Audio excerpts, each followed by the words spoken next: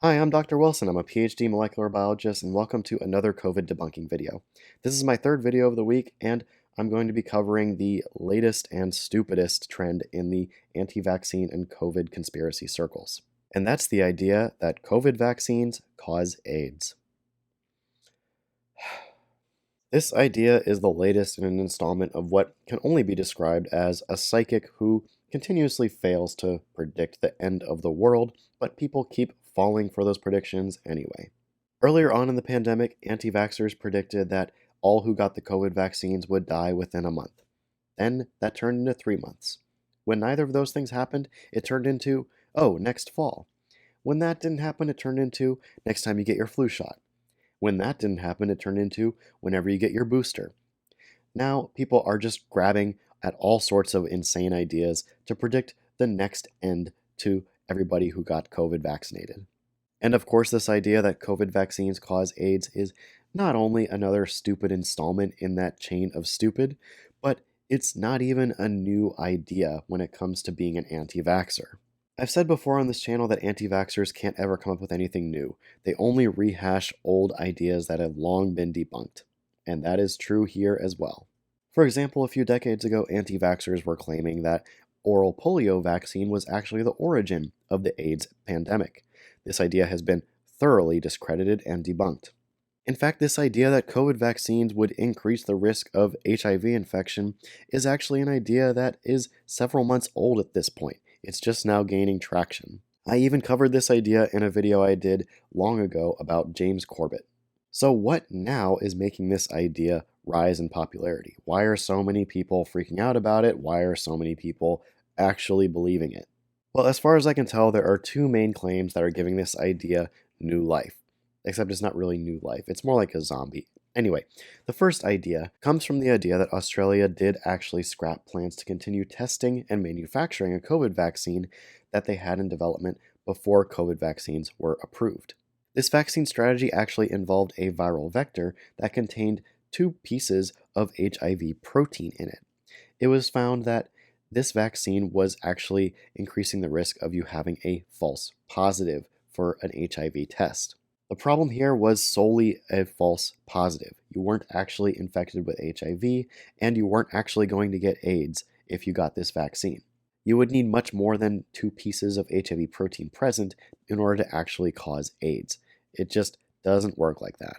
But anti-vaccine conspiracy theorists are now digging up articles covering the story of Australia scrapping plans for this COVID vaccine and offering as proof that COVID vaccines somehow cause AIDS. I don't know. It doesn't check out. The other thing that anti-vaxxers are digging up in order to fuel this conspiracy theory are statements made by Nobel laureate Luc Montagnier towards the beginning of the pandemic. Luc Montagnier won a Nobel Prize for his work in HIV, and recently, unfortunately, he passed away. However, earlier in the pandemic, he made bizarre claims about the genome of SARS-CoV-2, pointing out that it had certain similarities to HIV. But when you look at these similarities, they're really nothing special. The similarities that he was pointing out were comprised of really short sequences that you could definitely find on many branches of the tree of life. This observation was really nothing notable, but because it was an observation made by a Nobel laureate, it took off. People really need to understand that just because someone has a high degree or a fancy award, that doesn't make them always right. It doesn't give them an excuse or a pass to just say anything they want and be right about it. You have to check them on it. I know that this is easier said than done, but you don't have to do it on your own. Plenty of scientists came out and pointed out exactly why Luc Montagnier was wrong about what he said. You can read all about that by clicking on the links in the description below.